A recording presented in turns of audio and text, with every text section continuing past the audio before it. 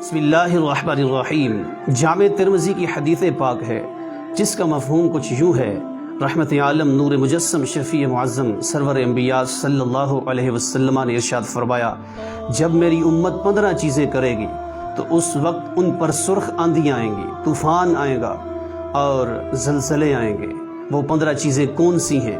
فرمایا کہ جب مال غنیمت کو ذاتی دولت سمجھا جائے اور جس بندے کے پاس وہ امانت رکھی جائے اس امانت کو وہ اپنی ذاتی چیز تصور کرے۔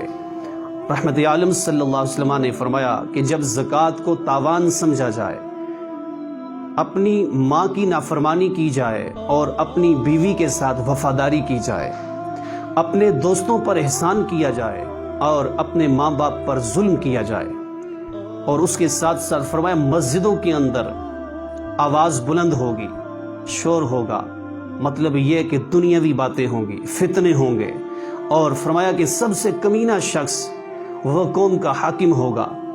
شریر بندے سے بچنے کے لیے، اس کے شر سے بچنے کے لیے اس کی عزت کی جائے گی، شراب کثرت سے پی جائے گی، فرمایا ریشم پہنا جائے گا، گانے باجے کی کثرت ہوگی، آخر میں آنے والے لوگ وہ پہلوں پر لعنت کریں گے۔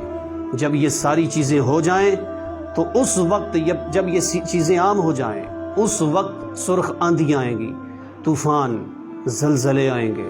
اللہ تعالی ہم سب کو طوفانوں سے، آندھیوں سے، زلزلوں سے اور ہر قسم کی آزمائش سے اللہ ہم سب کو محفوظ فرمائے۔